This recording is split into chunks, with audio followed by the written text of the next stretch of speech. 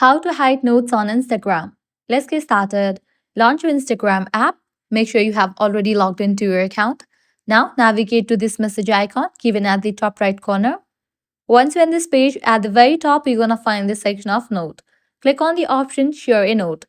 Now type in anything that you want to add in your note. Likewise, you can add music, write a prompt, or select the picture. Then here you're going to find the option of followers that you follow back. Clicking on that, you'll get the option of share with. Select the option of close friends. Just check in for the users to whom you want to share this note and then click on done. Then select the option of close friends. Then click on share. This way, only the selected people will be able to find a note. So this way you are able to hide notes on Instagram.